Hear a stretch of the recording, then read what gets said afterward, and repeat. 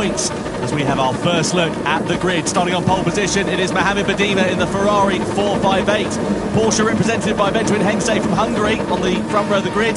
Daniel Fenton heads row 2 with Mercedes-AMG and Kylian Drumont in the Subaru BRZ, alongside row 3 Thomas Laboutelle in the BMW M6. And then next up it is Paul Ura in the Mazda RX Vision Gran Turismo concept. Then it's Jose Serrano, 7th on the grid ahead of Randy Roush in the Chevrolet Corvette C7. Nico Romero heads Genesis's charge. He lines up 9th position with Daniel Penco, the Spaniard, alongside him. Next up, it is Mateo Estevez in 11th place. And 12th and last on the grid will be Coque Lopez in the Lexus. Won last time out a few weeks ago, just to remind you. Now, as you can see, the weather conditions far from ideal. It is sopping wet out there. No choice for these drivers here, Jimmy, to start on the wet compound of tyre. No, you have to do that, otherwise you'd just be completely gripless for the first couple of laps or so. But Badima out front in that Ferrari, feeling fast, obviously, as he said a bit earlier on. So if you're him, really, ideally, you want to just eyes forward and try and build as big a gap as you can whilst the car is feeling good. Of course, tyre wear on as well here, so easy to burn these wet tyres if it gets into difficult conditions. But I think it's going to be a fun race, this one, Tom. Yeah, we'll see what happens, because of course it can dry out. There is that possibility with the dynamic weather. Will someone go on to the intermediate tyres? Will they make a gamble and go straight onto the dry compound tyres? We'll wait and see what is going to happen over the course of this 28-lap race. But round 2 of the 2024 Gran Turismo World Series is about to begin. We're ready to go racing here in Prague as Mohamed Badima and Ferrari will lead the field across the line, and we are underway then here at the Red Bull Ring as we head up towards the first corner. Badima, Hensey, then Fenton, Drumont, Laboutelle. Don't expect any rash moves in towards turn 1, out of turn 1 into turn 2, and then the heavy braking zone of turn 3 is where we should see drivers getting themselves in position for the first overtakes. You saw Fenton there running a little bit wide on the exit of turn 1. That's left him under attack already from Kylian Drumont in the Subaru as we head up the rise in towards turn 3. Badima's got the lead. Second place there for Hensey, looks pretty sure. But what about what's happening further behind? Drumont right on the back of Fenton. Don't think he was able to launch a move, but you've got Laboutelle and Ura in position there side by side. 5th place for Laboutelle as he drags alongside and then past the Mazda and up through into 5th place. Randy Roush in the background in the Chevrolet, going around the outside perhaps of Paul Ura, and Mazda who's looking to the inside of Laboutelle. Cars getting very close contact there between Hensey and Badima at the head of the field. Estevez there having an awful time, I think, spinning down at the NT4 there at the back of the pack. So bad to worse for him. And meanwhile, the mid-pack is everyone for themselves. Contact again, I think this time between Roush and Drumont. These guys are fighting for their lives whilst racing each other out there. Horrible conditions to drive in these, but this really shows the talent of these drivers and shows the strengths and weaknesses of the cars too, as Drumont just struggles to get the throttle there out of the Subaru. Fenton hangs on in 3rd for now. You can throw a blanket over these drivers, they're so close to one another. From 3rd place back, Badima meanwhile has pulled out a 1.3 second advantage over Hensey on this first lap. Then the cork in the bottle is Daniel Fenton at the moment, the Mercedes driver who we ride on board with, and we're not even at the end of the first lap. Out of the final corner we go then. Is anybody going to think about a lunge in towards turn 1? You'll be brave if you think about doing that, because it could leave you under threat in towards turn 3. Drumont though decides that the stress is the better part of valour, looks for a half move up the inside, but eventually ducks back into the wheel tracks of the Mercedes. He's trying to line it up on the exit of turn 1 and into that braking zone of turn 3. Yeah, that AMG is just a roadblock right now. No one can find a way around. On board now with Paul Ura in that Mazda, of course highlighted by that rotary engine. Look in the mirror there, the bottom right hand corner, you can just about see that BMW being pushing along Paul Ura. Laboutelle on the outside, they all try and break off line, just about managing to keep out of each other's way. Roush there getting by Drumont, so Roush up into 4th place. Now Ura's following through as well. That Subaru really struggling on the straights, and unfortunately this is not a circuit you want to have a car that's slow in a straight line. Yes, left under attack here from Laboutelle. Oh, moves under braking there. Drumont leaves no room for his countryman. Laboutelle's going to try and rough it around the outside. I don't think he had much choice in the matter, but he's turned it into an opportunity. He's got ahead of Drumont and he's almost side by side with Ura. Just has to back out of it again on the exit of that corner and duck back into the wheel tracks, but that was very close and aggressive racing. Ura's a little bit wide. That's left the door open for Drumont to go through into 6th place or 5th place possibly, but no, not for now. Drumont just sits there in 6th position, but all the while they're squabbling. Look at what's happening in front. Badima, Hensey, all clearing off into the distance. They're nowhere to be seen. It's hard to overstate how difficult this is. Just driving around in these conditions at this speed is impressive in itself, whilst trying to race each other. This is where these guys earn their reputation. So the Boutelet now is focusing on him in the BMW P7 in the pack, and there's Drummond as well. A bit slow off the exit is Paul Ura. Drummond's now putting alongside Will. He has the legs to get by the Boutelet. He's going to push his fellow countryman through there, up into P5 and P6. Go BMW and Subaru. Up the inside goes Thomas the Boutelet. No, he thinks better of it for now. Still holding the place, but no, Paul Ura hanging on the outside somehow in that Mazda. Has to back out of it finally, but that was great to working together there by the Boutelet and Drummond, but maybe the stewards will have a look at that. It's allowed Serrano an opportunity to go through up into 7th place there, so Ura has just lost out a little bit whilst they were going side by side into that braking zone at turn 3. I tell you what, I wince every time we go into there, because it just takes one locked brake, and these drivers don't run ABS, so one snatch brake and you're going straight off to the scene of the crash. I'm waiting for that one guy to just come flying across the inside of the picture. They're out of control, wiping somebody out. Hopefully it won't happen, but of course it can happen. So still here onto lap 3 there. Badima and Hensei, they're really not separated by much. Very, very quick in these wet conditions are the Ferrari and Hensei. 3.5 seconds back is Fenton. So these guys seemingly the ones to beat at the moment. Lap times in the high 138s for the two leaders. We expect the crossover time, by the way, to go on to intermediate tyres about 137 there and thereabouts. You can see Badima with that big old slide in that Ferrari 458 as he came through the right-hander. But that's the crossover time. Rain is still coming down as it stands for now, so just keep an eye on the weather conditions. If it starts to dry out, when the times get down into the 1 minute 37s, that's when we should see drivers thinking about boxing for inters. Yeah, I'd love to take a look at the weather radar, of course a feature in Gran Turismo 7 to see sort of what's coming and what's happening there, but wipers still on for now. Rain is still falling for now, so we'll keep an eye on that and see if things get any better. But we have to take one again. Badima stretching his legs a little bit, the gap now up to 1.2 seconds, but it seems a little bit weak through T1. That's where Hensei comes back at it. Here's a replay. Here's what happened here between Jose Serrano and Labuche. We go down towards T4, heavy on the brakes, contact there. Oh, off goes Serrano, he spins. Oh, what a shame there for Jose Serrano after such a strong showing at the Montreal round. Yeah, a bit of a ham-fisted attempt there for the Spaniard, I'm afraid to say, as he went into the braking zone of turn 4. Labuche, we ride on board with him and Drummond, all out of shape there, and then contact spins round Drummond. Oh, Killian, what on earth is going on with your 2024 season? He made a mistake in the Nations Cup, if you remember, back in Montreal, and it goes from bad to worse for him. He must have walked under a stepladder or, I don't know, something along the lines of that. You know, it's in a black cat or something today, because it's just not working out at all. I'd love to see a replay of that, but I think like Labuche was quite heavily involved in that incident there. But we'll comment on that when we see more. For now, there you go, the stewards having a look at that. We have live stewards here at the event, straight into the action, straight into the investigation, and we'll get back to you as soon as we know more. But that does put, as you say, Kylian Drummond in the back of the pack, and Coque Lopez will be happy with that because he's getting the place out of it, but not moving forward. Someone who is moving forward is Estevez for Honda, up to P7 right now after starting from the back of the grid. So great racing so far for Estevez. Can he continue? We have a look at the weather radar in our commentary box, and there's a little bit of a break in the weather we can see coming along the way in a few moments' time. So if that does start to ease off ever so slightly, we'll keep an eye on things and see what happens. There is Nico Romero driving for Genesis. As I mentioned earlier on, Genesis podium for them in the World Finals at the back end of 2023 in Barcelona. Can they repeat that feat over the course of this year? Just to remind you, as we now see the weather radar, you can see there heavy rain at the moment, but it is going to start to break a little bit later on in this one. So if that does happen, or when that does happen I should say, then we'll see drivers changing their strategy and thinking on the fly. I love that we have that in the game. In real life, the weather radar is something you just don't like looking at, especially if you're in the grid. But anyway, here is a replay of what happened between Drummond and Labuche. So we're coming down to T4 there. A bit of contact on the way in. Is it something? No, he loses it on his own. No, he doesn't. He almost does. Yeah, the contact there with Labuche just spins him around. You can see all the way in.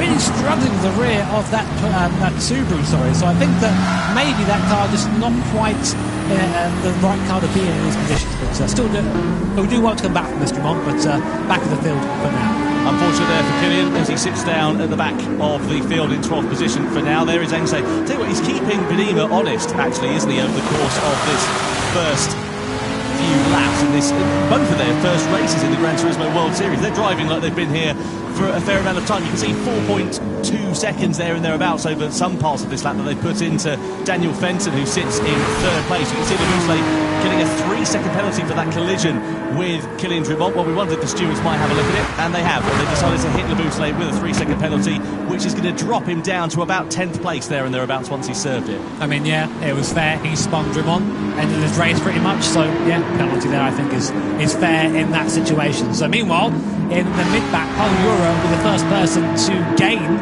from Labouchelet's penalty. You can see that 3 seconds above the top of his car there. As he comes to the penalty zone, he will be forced to brake for 3 seconds. So you lose a lot more than that in reality. And then, of course, the time getting back up to speed again is massive, especially given around here a lot of high-speed acceleration zones. But on board with Paul Euro, looking a little bit flustered, I think, at the moment. Not looking like he's very comfy. That Mazda proving difficult in these conditions so far. Almost collects the back of the Labouchelet there, picks up his own penalty. But we've seen a lot of drivers doing that, just sort of being off the corner, trying to avoid too much rotation, trying to get all in one hit and accelerate in one straight line instead of accelerating with a bit of block on, because that's an easy way of just getting traction that way. Just Esteves a little bit closer in that Honda there as well. That Honda's not coming in particularly fast actually so far this week, especially in these wet conditions. You see Esteves struggling with the traction as he comes out of turn 4. Esteves' lap time, so if you look at it, he's matching the leader pretty much at the moment, so he's really quick as Esteves, so keep an eye on him. We did say he'll come back through the field, didn't we? And here he comes now in that Honda, in P7. I'd say the rear engine cars, or the mid engine cars, having a bit of a better time at the moment, the front engine cars. Yeah. Oh, a snap of oversteer there for Euro as you saw him just coming through that right hander. His Labouchelet serving his penalty, moves off of the racing line. Such closing speed they have as Labouchelet going to emerge at 7th place, a little bit higher up the order than I thought. Penko and Romero also under investigation for a collision as well. They're in 8th and 9th place, Romero and Penko respectively at the moment. Out of the final turn we go, and across the timeline. So it's all pretty quiet on the western front as it stands for now, but it's going to bubble up a little bit later. Where are we at in terms of lap times? We're still in the low 138s at the moment, so we're not close enough for a changeover. The rain is still falling down, but at a lighter intensity than it was. Let's have a look and see if we can work out what happened here with Romero and Penko into turn 4, downhill on the braking, Penko on the inside, bit of contact there with Romero. I don't think that cost them too much. Nah, surprise, it's racing that one. It's right. I say that, and the stewards are going to say, well, no further fraction. There you go, finally I've got one right. That's all this time. It's taken 8 years, however long it's been. Oh, Lopez there, forgetting that it's the pedal on the left that slows you down, or you've got a clutch, I guess, but slows you down too. And back down to 12th place, he goes behind Kylian Drumont. Coque Lopez is struggling big time in that Lexus. Yeah, I wonder if he's going to try and launch an attack immediately on Kylian Drumont and get himself ahead. Down into the braking zone we go, closes right up on the back of the Subaru, and it's just not working out at all here for Coque Lopez. He doesn't look comfortable. Look at the way he's driving, look at his driving position as well. He looks tense in his shoulders, doesn't he? You can see him fighting the car, scrabbling for grip and trying to find performance that just doesn't seem to be there for the Spaniards. Yes, important in wet conditions to sort of let the car move a little bit. If you're trying to put those really big aggressive inputs, that's when the car has the biggest issue. It looks like he's sliding through this midsection here, so we have to hope for Coque's sake anyway, the weather does lighten up a little bit. Again, our weather radar suggesting the rain's still coming down pretty decently at the moment, so we're a long way left in this race. Lap 8 of 28 as Padima comes across to start lap 8, and here is a replay there of Coque Lopez. So this can be quite scary on board if you're Coque Lopez. You hit the brake pedal, nothing's happening, you've got to get out of the way. Oh, you can imagine just some feeling there of I'm about to want something else. No, okay, but I am now last. Yeah, that would look like a rabbit's nose, wouldn't it? Unfortunate there for Coque Lopez, and just about managing to avoid contact into turn 3. Now Serrano versus Drumont. Drumont starting to come together in this race. 8th lap out of 28 we are on here in the Manufacturers' Cup Grand Final. Euro versus Esteves a bit further up the road. Esteves now finding the pace. He got ahead of Labouchelet a couple of laps ago. Now his next target is going to be the Spaniard. So out of turn 3 and into turn 4 could be the opportunity that the Honda driver is looking for as he makes his recovery through the field following the difficult qualifying. Side by side we run. Esteves is going to be on the outside into the downhill braking zone. There's a bit of hip and shoulder and a bit of contact. That's going to run Esteves a little bit wide, but can he find traction on the exit of the corner to get ahead of Jura. Side by side they go, through into the next left-hander. Estevez is going to have track position here if he can just firm it on the inside, but has he got the grip there to get ahead of Jura? No, Jura sweeps around the outside and holds on to 5th place. What an impressive drive so far by Estevez. This guy started in P11 and is up to P6 and challenging Paul Jura in P5. I think he's got the pace to get by, but Paul Jura, very experienced in Gran Turismo 7, just putting the car in the right places right now, but the pace isn't there for him. It's just a matter of time, I think. Tremont just losing a position there to Jose Serrano for 10th position as well. On board we ride here with Thomas Laboutelet, pole position for BMW back in Amsterdam. That seemed like ever such a long time ago, though. There's a bit of contact, isn't there, going through that final corner. Estevez now under a bit of pressure. Meanwhile, Laboutelet versus Estevez as we come across the timing line to begin lap 9. Laboutelet with the inside line with track position, with the grip under braking, but does he want to get ahead of Estevez, or does he want to leave himself open to the opportunity into turn 3? Estevez run to the curve on the outside. Laboutelet's going to try and pick up his slipstream here on the exit of turn 1 and then run it for a move surely on the inside into turn 3. The Frenchman closes up onto the back of the Argentine then. Estevez defends track position on the inside and just holds on to 6th place for now. So nice, clean, fair racing in the mid-pack here. So the rain's getting a little bit lighter, but we've still got a heavy rain zone coming in there from the south. The wind is blowing a north direction, so it's bringing that rain zone across. So it's not quite done in terms of rain. But already there's some of these guys searching for the water, it seems, and these wet tyres, and they've been on since the start of the race. They're going to start to wear somewhat. But if you're Estevez right now, you're in a bit of a tricky situation because you're trying to overtake Paul Jura. But if you do that, you put yourself back into the clutches of the car behind Laboutelet. And we've seen him, he's elbows out all the way as Laboutelet in this race. So definitely one to watch out for. But Estevez needs to try and focus and try and put a car between him and that BMW behind. You've got to be careful as well. You don't want to squabble too much because look who's going to clear off into the distance. Paul Jura doesn't need a second invitation to build a bit more of a gap over those two drivers. And Estevez there wide on the exit. That could leave him under threat from Laboutelet. Maybe not into these last couple of corners, but perhaps across the timeline and into turn 1 again. I was going to say, speaking of going off into the distance, the leaders now are 5 seconds ahead of the rest as Laboutelet dives up the inside of the last corner. Not usually a place to see an overtake there.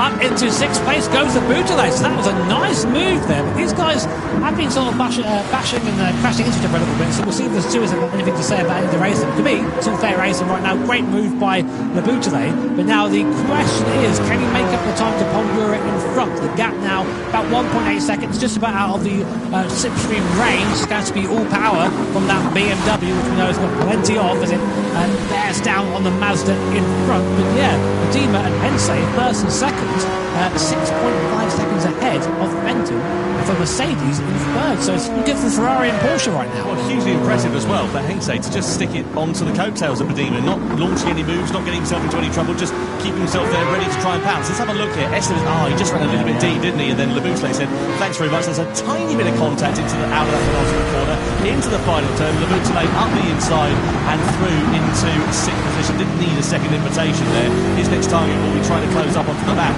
of Paul Jura for 5th position. Meanwhile, back at the front, you've got Medina and Hensei still close to one another. This has been the story of the race. It is a little bit closer than it was last time around. So I wonder if Hensei wants to just try and lead the race at this point, maybe. Might be a mistake from Medina as well. Of course, that gap is now down to only a tenth of a second. And that Hensei makes the mistake, gets onto the city part of the circuit, recovers it well. But that would have been a nerve-wracking moment there for Benjamin Hensei and Team Porsche. The gap back up now to 0.6 of a second, much to the delight, I'm sure, of Mohamed Medina in front in that Ferrari. But we're seeing the pace. We're seeing the pace come through now for Hensei and Team Porsche. That's going to be a wake-up call, I think, for Mohamed in front. He said, okay, cool, right. This guy is quick behind me now. I need to focus. I can't be making silly mistakes and letting that gap come down again. I tell you what, I can't remember the last time we saw a driver, though, come into the Gran Turismo World Series and just perform as well as Mohamed Medina has done, and also from Benjamin Hensei as well, actually, for that matter. These two have just been parachuted into this season, and it's like they've been here for years. Yeah, they've done amazing so far, but the race is far from over.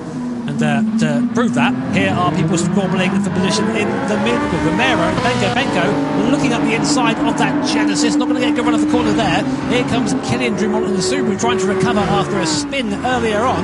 but again, just hasn't quite got the legs in that thing. Any corner exit, any acceleration zone, it just goes backwards. It must be so frustrating, but that is the manufacturer's cup. Not all cars have the same strengths in the same places. There's Dumont, big dive up the inside.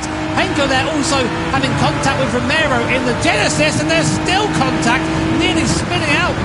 Penko is Dumont. They all seem to somehow get out of the corner, but that was a bit of a mess down there. That's the thing is, when these cars are driving on the limit, as they are in these conditions, you can push them around with your little finger, basically. They are just on the ragged edge of adhesion. You can see Penko is now lost out here to Jose Serrano, who's having something of an anonymous race, it must be said, in that Toyota. Let's have a look at the lap times. Where are we at in terms of that, the weather? It's still in the sort of mid-138s. Nothing really to write home about. Certainly not change over to intermediates time for the drivers, despite the fact the rain has definitely decreased in intensity. So we'll keep an eye on that over the next few laps or so and see how this circuit develops, whether the pace does start to pick up. There'll be a couple of drivers out there really, I think, hoping for that penalty in the Bouteille, giving another 1 second penalty. Do you reckon that was for that little bump into the last corner? Because that would have unsettled Estevez, and basically you refer to it as a bump and run, which if you're driving a stock car is great. Here, not so much. So that may be for that. We'll come back to you when we can confirm that entirely. But another penalty for the Bouteille. He's costing himself here a good result. Yeah, he's been in the wars a little bit over the course of this race, hasn't he? Let's be completely fair. We're still not quite at the halfway stage of this first race. There's plenty of action left to come. You can see Nico Romero there just up ahead of Kylian Drumont. 8th, 9th, 10th then for Romero, Drumont and Serrano as it stands for now. The Bouteille, though, with that 1 second penalty, that's going to drop him close to the likes of Estevez and Ramirez. They may fall into the distance of that. It's not only the 1 second that you lose from the penalty, it's also the fact that you've got to get yourself back up to the same racing speed as the rest of the drivers. You can see he's right on the back, though, of Paul Ura as we head through this middle sector of the lap. Ura doesn't want Le Bouteille to try and get himself involved in the action because that's going to cost him time. You can see there, cue the Jaws music, Estevez, Romero and Drumont all not far away from this. Obviously, slightly autographs casually, but here we go then. Penalty being applied. See with the Bouteille in that BMW right now. Can Estevez make the most of it? It's going to be overspeed a lot quicker, right onto the back of that BMW, but not quite close enough to make the move at that point. And I'll tell you what, Estevez would be ruined that. He really wants to get by the Bouteille. He had that pace, but as you said, since the Bouteille got past, he managed to open up a little bit of a gap. So maybe the charge starting to wane a little bit there for Estevez in the Honda. So across the timeline we go. Badima, Engse and Fenton still your top three as it stands for now. Nose-tail racing here though in this mid-pack of this one. Keen to see what is going to happen here. You can see Drumont now on the recovery with Nico Romero just up at the sharp end of the field. You can see them also on the left-hand side of your screen. Drumont up at the top, Romero down at the bottom. Reverse of those in positions on the track at the moment as we go through the left-hand keep. This is turn 2 technically, and then this braking zone just after. This is into turn 3, and we've seen a few drivers making a bit of a meal of it, it has to be said. You can see Romero there really slow actually on the apex of the corner, allows Drumont to close right up onto the back of it. Interesting strategy there for Drumont, taking a higher gear and just nailing it out of the corner and hoping for the best. Maybe better than trying to play with the throttle and having that wheel spin moment that we've seen so many times from these guys coming out the slow corners. As we come through again now down to T4, and still rain coming down for these guys at the moment, so still having to deal with this, still having to deal with the conditions there, as Badima has actually just about spread the gap a little bit to Hensei up in the lead. You can see there are live audience there enjoying the racing as of now. Manufacturers Cup now, Nations Cup a little bit later on today, so lots of racing for you Gran Turismo fans at home watching. And there is our weather radar, and after I think this run the last cell of heavier rain, I think it looks like we're starting to clear up a little bit, so we will see. Of course the weather is moving all the time, dynamic weather conditions here in GT7, so lots of the possibilities still to come. And speaking of those possibilities, Jimmy, for the likes of the Le Bouteille, Estevez, who are a little bit further down the order, do you think they'll be a little bit more inclined to take that risk? As we see Drumont now getting close onto the back of Romero, not quite going for the move, but yeah, just go back to that point. Do you think that they might take a bit of a gamble? They've got less to lose. Yeah, I think so. I mean, the moment, if I was one of those guys, the moment I saw contact there, between Drumont and Romero, nothing seemed to come from it there, but just showing that braking performance of that Subaru. You see on the brakes, Dumont is a demon. It doesn't matter. You can't do anything with it when he comes off the corner. But to finish my thought there, yeah, if you're one of these guys who may be trying to think, can I improve my race? The moment I saw my lap time coming down, I would come into straight away. Maybe even one lap before. He was trying to call it for everyone else. Do a Jensen Button. Do you remember what he did in Australia 2010? He came off the intermediate tyres straight onto the slicks, went off on the next corner, and then managed to get enough heat to get those tyres working. That's a problem for later for these drivers to worry about. We are now at the halfway stage, though, of this race. Into turn 4 we go. Romero still in front of Dumont. That's Serrano there. Got a bit of a slip and slide on as well. We've been singing the praises of Estevez in this race, but also Ryan Darouche up 4 places from his starting position. The second best of the front engine runners, to Fenton, who has, I think, just sort of found his pace now, found his groove, and is actually starting to go back towards Hensey in front ever so slowly. It actually looks like the charge of Ben Hensey in the Porsche is starting to slow down a bit as Dumont goes up the inside of Romero and the S's there. They're now side by side coming up to this last couple of corners here. Dumont on the inside, Romero on the outside, but Romero able to drive straight back past him again. That must be so frustrating if you're killing Dumont. What a shame there for Dumont. He's doing nothing wrong at this moment. And look at the exit he's got out the corner, pulls alongside Romero and easily gets ahead, but is that going to leave him vulnerable into the next heavy braking zone of turn 3? Side by side they go down the start finish straight. Romero's going to go for the long sweeping line on the corner of turn 1 and try to use the traction on the exit. Gets a bit of a slip and a slide on Dumont, pushed to the sausage curb on the outside, and again side by side they go. Romero on the inside, Drumont's on the outside, and Romero in the Genesis with greater straight line speed just powers past the Subaru. Nothing Dumont is able to do. Into the braking zone of turn 3, closes it up once again, gets very deep on the brakes, tries to switch back on the inside, gets himself ahead. That might leave an opportunity here for Serrano to come into play as well. That's what he needs. He needs that. He needs someone else in between him and Romero. Serrano dives up the inside in that Toyota, but Dumont, even still, that amazing exit, is still struggling to try and make the gap. Heavy on the brakes. Now this is where Dumont's got to make the difference. He's got to be quick in this middle sector. If he can get free, I think we're going to see him pull up to the back of Laboutelet. He just needs to be on his own, and he's made it. Look at the difference in speed there as Serrano gathers it up from a slide mid-corner. 100 mile an hour plus slide. These things are scary, I can tell you that for sure. But going through a small sector, Dumont just disappearing now from Samara Romero as he is finally unleashed. Romero was so wide out of turn 4, he was almost off into the car park at that point. He managed to get it back online and gather it all up, but really could have cost him quite dearly indeed. He's now going to redo all of the hard work that he was trying to do on Serrano a few corners ago. In towards the penultimate turn we go. Lap time's now starting to creep into the 137s for the first time as well. Hensey and Fenton in the high 137s. The low 137s are where we're expecting that intermediate tyre crossover point to begin. So across the timeline we go. Ura and Laboutelet under investigation. Let's have a look here and see what happened. Ura's late on the race. This is down into turn 4-3, isn't it? And, up the inside. That allowed Estevez to go through. I mean, he was there for a long time. He was alongside. I know he came from a long way back, but they were side by side, and Laboutelet still turned in. So I don't know. He got there. I think that's fair, but it doesn't matter. They're still going at it. Ura out the inside again, trying again, but Laboutelet with the better traction on the outside. We think so anyway, but Ura actually managing to outpace, it seems, the BMW as wheel to wheel, side by side, coming down to the next corner. It's a downhill braking zone. You want to be on the outside really for the grip here, and Laboutelet there just a bit more confident in the brakes, able to get the move back past again, and now put it back into second place. I love that Ura's got the indicator on as if he's signalling that he's going to move over to the left hand side of the circuit. Can he launch an attack here on Laboutelet into the next corner? No, not quite. Just sits in the wheel tracks of the BMW for the time being. I think we're getting. Look, is that a dry line? It's drier than it was. Drier than it was, wasn't it? Look at them. They're going to be using the outer parts of the circuit to try and cool those tyres down. They don't want to be on the normal racing line because there's no standing water on that part of the track. Can't cool the tyres down enough. Yeah, it seems that they're really struggling right now. I think if I saw Hensey, I mean, the times are 37.8, 37.4 from Hensey. If I was someone on track right now and I was struggling, that's my right. Okay, I'm coming in. I'm putting those inters on, and I'm gonna chance it because the weather radar that we have, you guys can't see it right now. We have it here in our booth. We can see that there's a bit more rain coming, but it's really, really starting to dry out enough that these cars are now starting to move that water off the circuit and create a drying line. So really, as we come into lap 17 of this 28 lap race, it's all going to unfold and start again. Who's going to make that first gamble? Who's going to go to that intermediate compound of tyre first? And who's going to reap the benefits of that? So, who is going to roll the dice then? Let's see what happens shortly at the end of this lap.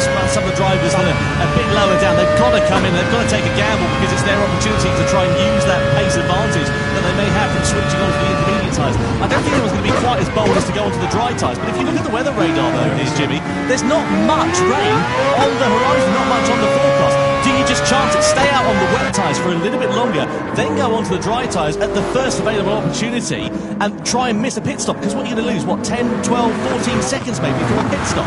Yeah, I think so, but I mean, you have to, surely. I mean, the difference in tyre and speed between the two tyres is pretty significant, so you really have to think about that. And yeah, again, looking at the timings, I mean, the worst person to be right now is Mohammed Badima, because you're out front, you're the one basically giving the info to everybody else. This is where it gets really difficult. But if I was Coque Lopez, I'd be like, you know what? I'm coming in right now. Why the hell not? I'm 26 seconds off the lead. Make a gamble.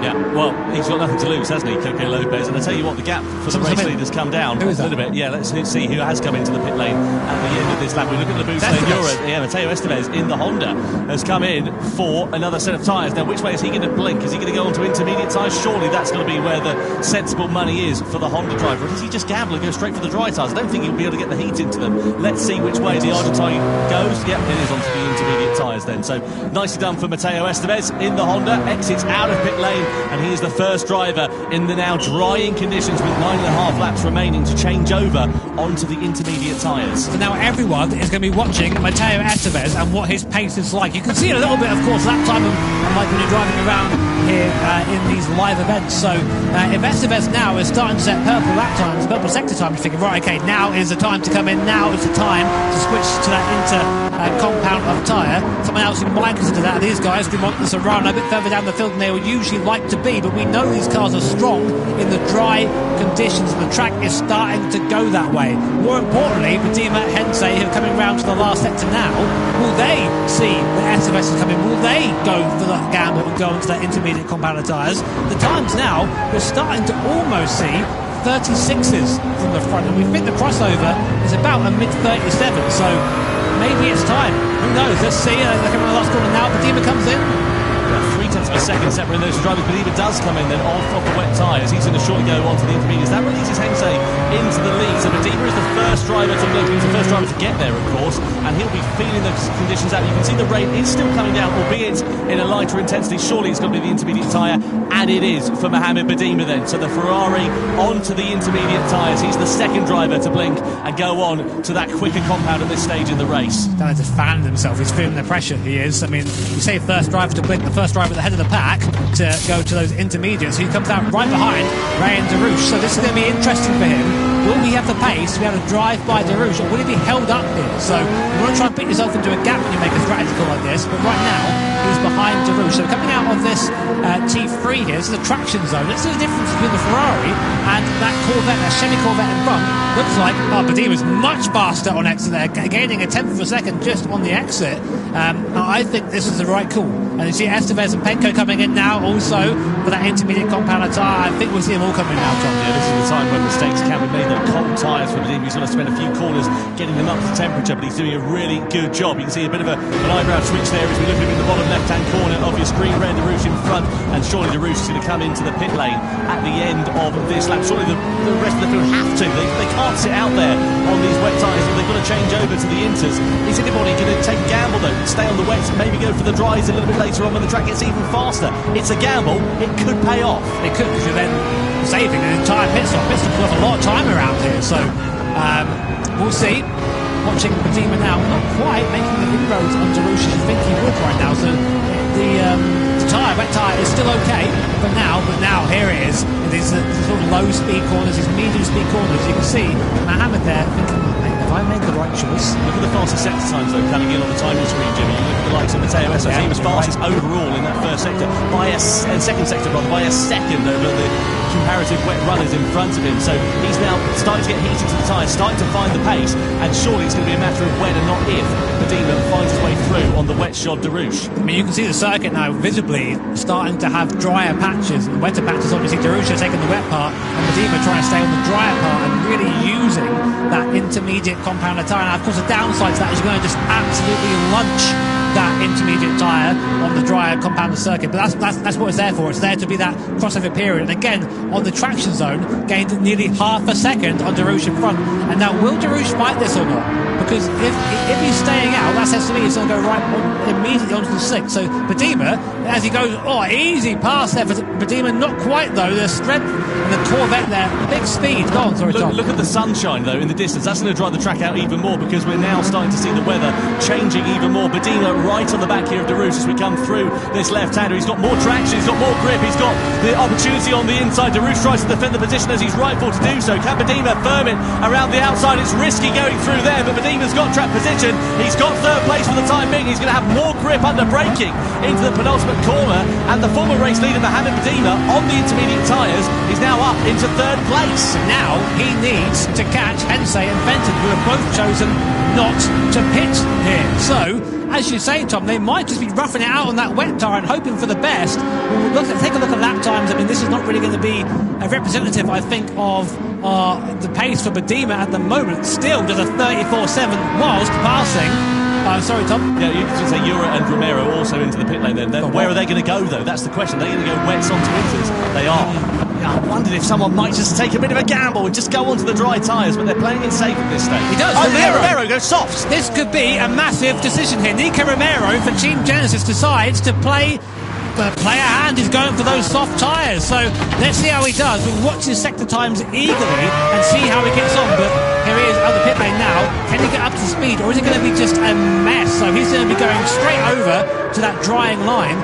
We'll see how he does, because the guys who've taken the intermediate tyres already will have to stop again and go to those softs. This could be everything for Romero and Genesis. This is bold from Romero and for Genesis, but they've got nothing to lose. They weren't really featuring in the podium battle, and this could be an absolute masterstroke if the rain isn't going to come down. You can see the sunshine now bathing this circuit, and the dry line getting even more prominent. And of course, the likes of Badima, he might have to firm it out on the intermediate tyres and move over to the wet parts of the track, so it could go from being an advantage for a few laps into a disadvantage depending on what Romero does. But I tell you what, he is a brave man to go out there, take a gamble quite like this. We've got to keep a very close eye on the lap times. You can see though now a very prominent difference between the wets and the intermediates. Fenton and Badima 0.7 of a second quicker for the Ferrari compared to the Mercedes in second and third. I don't think it's enough though, Tom. I don't think it's enough at this stage. Romero, so this, look at his second sector, is comparable to those on the wet tyres. A little bit faster actually. The intermediate tyre,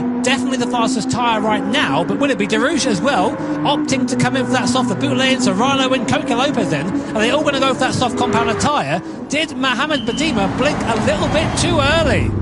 Well, we'll see what happens here as Darush crawls his way out of the pit lane. He's going to have to be very careful off the racing line to not spin up those slick tyres and try and get some heat into them. Moves over to the drying line. That's going to leave him under attack here from Ura. So Darush now behind the intermediate shot, Estevez. Now this will be a real test, because Darush has had good pace. He's on the soft tyre. The two drivers sandwiching him at the moment, both on the intermediates. You'll expect Ura to be quicker. Look how much more grip he's got under braking, especially into turn 3. And out of this corner as Darush tries to get those softs up to some operating temperature. Ura here is on the inside. Darush, I'm sure, is going to be a little bit defenceless at this stage, but he's not taking it lying down into the braking zone of turn 4. Has Ura got more grip under braking? He certainly has. He dives to the inside in the Mazda. Darush has got no answer for him at the moment, but there's still a few laps left. There's still 5.5 laps for this to come the way of Darush and Lamoutelet and the likes of Romero, Serrano and Lopez, all of whom have gone onto the dry tyres. Isn't this crazy? We have every compounded tyre currently in the car. Hensey finally opting to pit in. He'll go surely to the soft tyre. There's no other option at this point for him. The track is still dry, nothing on the weather radar coming in. Fenton opting to stay out again. This is going to promote Badima back up into soft there for Hensey. So this is going to be a crazy finish. We're going to have to check the gaps once we get them go through the sectors. But right now, Badima 1.7 off the lead. Hensey back out on that soft compounded tyre. Where does he come out? Kylian Drummond, who's not pitted, is still in P4 at the moment, just behind this battle. The gap is about 10 seconds between Fenton, the leading car, and Hensey, who's just come out of the pit on the softs. So, 5 laps left of this race. This is going to be the longest 5 laps of Bedima's life. He has got to drive so carefully to keep those intermediate tyres in the right operating window, depending on if those soft tyres that a lot of other drivers are on, the likes of Hensei, etc., are going to be able to try and close up. So I've checked the timings. Romero is the fastest man on the circuit right now on those soft tyres. A soft tyre is a tyre to be on. Look at Darush on the inside of Ura then. Soft tyre there for Darush. He's got some heat into it after just 1 lap. He now deposes the Mazda down into 7th place, and his next target is going to be Matteo Esteves. He's going to drive by him like he's standing still. But importantly, is there enough time? Is there enough time left? There's about 6 laps left here. You need at least a second lap plus the overtake for Hensei. He's the one we're watching right now in P3 to try and catch Fenton and Bedima. So right now, Esteves, Darush and Ura, all of them, Darush on the soft tyre, Esteves and Ura on the intermediate tyre. For this middle sector, you can see Darush just hasn't quite got the speed.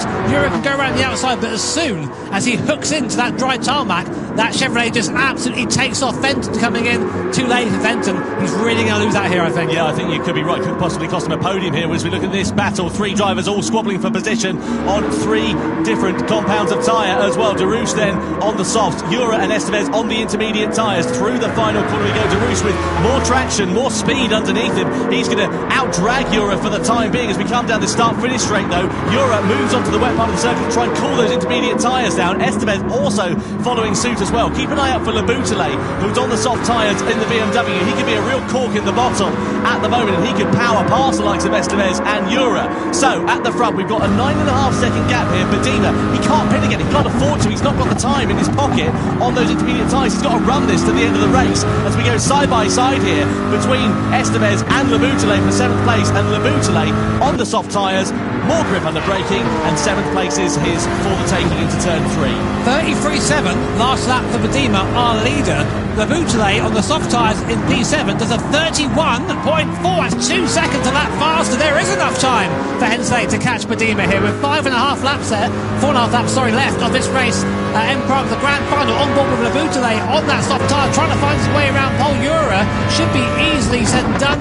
It goes round the outside, up he goes. Hensei's just gone 0.7 of a second faster in the middle sector than Bedima on this 1 lap alone. That is an absolute meteoric amount of time for Hensei. Jimmy's rubbing his hands together with glee because this is setting up an absolute treat into the final stage of this one, but nose-tail action for 4th place. Could possibly be the final place on the podium because look at Drummond, he's on the wet tyres. They are not the compound to be on at the moment, and he is going to be a sitting duck compared to the soft-shod Fenton, Laboutelet and Darush behind him, and Drummond is surely going to be losing out in a space of a few hundred metres as we head in towards the braking zone of turn 1. This is amazing racing. 3rd, 4th and 5th all vying for position, going in the T1 onto lap 25. Fenton up the inside, maybe if Drummond. No, he's there, the only guy out there right now on the wet tyre, trying to make it work, trying something different, but he's not got the traction. Here comes the Laboutelet, here comes Fenton, they're side by side, coming up now towards T2 and T3. The Laboutelet almost pushing Drummond. We've seen that around Darush, a 5th place. Look at the speed of the Corvair.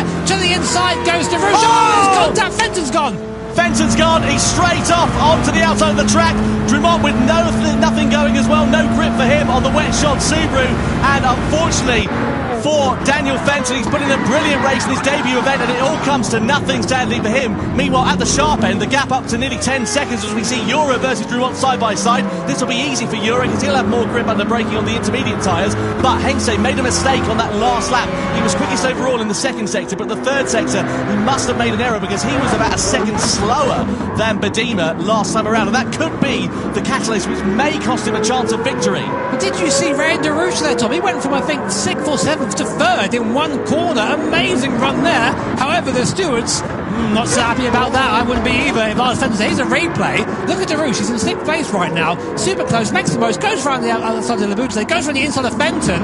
Breaks into the contact. Hits through. This is all messy. I think, you know what I think happened? I think that there was a bit of contact. I think Fenton braked on the wet part, on the 6. Well, you could argue that Darush hit the back of Drummond. Maybe that upset the balance of Hensei's car. Either way, the stewards have got more angles. Let's have another look at it later on and see if we can pick the bones out of it. Meanwhile, Darush versus Laboutelet then. 2 soft compound tyres. This is the final battle for the final podium place, and of course all important World Series points over the course of this season as well. So this doesn't just mean a matter of pride, it means a matter of their championship position. Meanwhile, at the sharp end, I think Bedima is going to have enough left in his pocket as it it stands for now. 8 seconds the gap he has got over Hengse.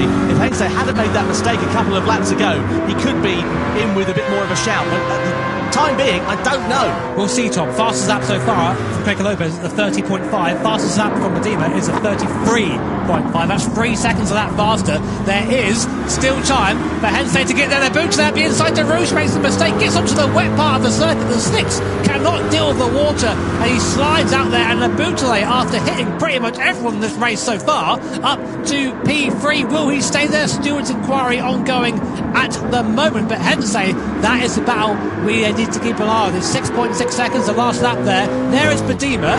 Right now, you can't see Hensey. So right now, it's in good, okay. For this run my laps, he's got 2 laps at the line left here, pulling over onto that wet part of the circuit to try and cool down his engine. Look at the time, Tom, 34.2. He's losing time. Those tyres are starting to fall apart.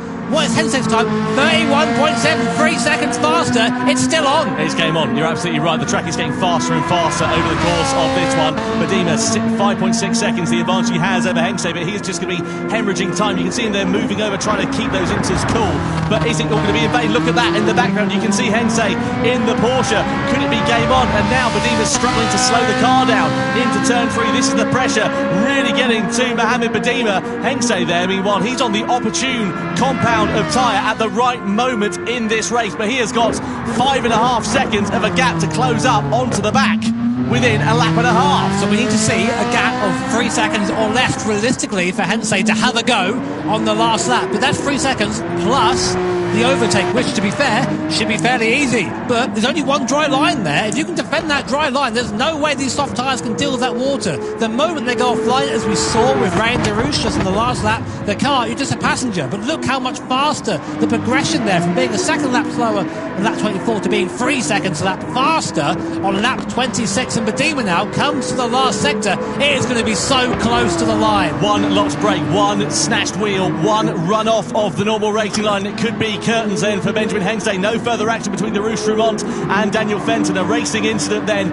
it is deemed for that. Meanwhile, the battle for the race lead is well and truly on as we begin the final lap. Mohamed Bedima for Ferrari on the intermediate tyres. Benjamin Hensey on the soft competitive tyre. We come across the timing line. 3 seconds is the gap between these top two.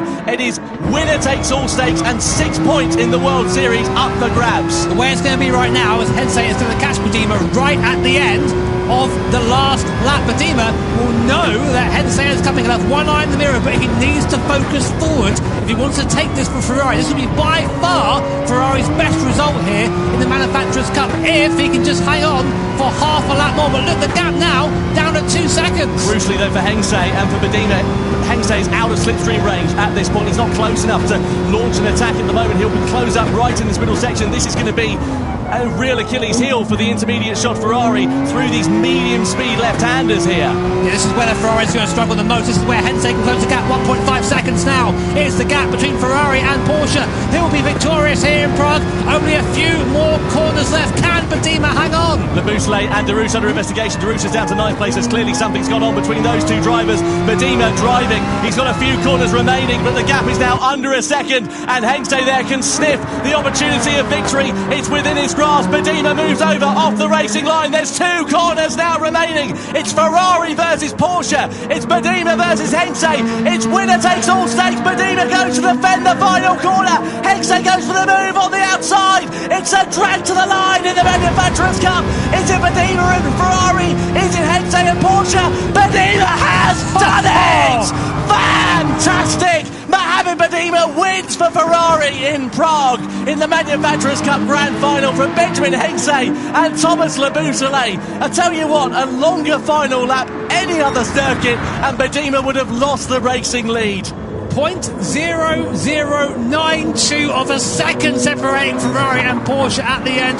What a drive from Mohamed Bedima. What a debut there, taking Ferrari to the top step of the podium for the first time ever in the Manufacturers' Cup. But what a drive also from Benjamin Hensey. Again, first time here at a World Series event, performing at that level, almost taking the win for Porsche. But more importantly, another second place for Team Porsche. Looking good for those guys in the standings. We'll get those to you very shortly. But can't take anything away from Mohamed Badima. Imagine that feeling, knowing you're on the wrong tyre, seeing that Porsche coming up behind quickly, and you can see the audience there, and they enjoyed that almost as much as we did. Let's go catch up then with our race winner, Mohamed Badima. His first ever event, he's down on the stage talking to Jules.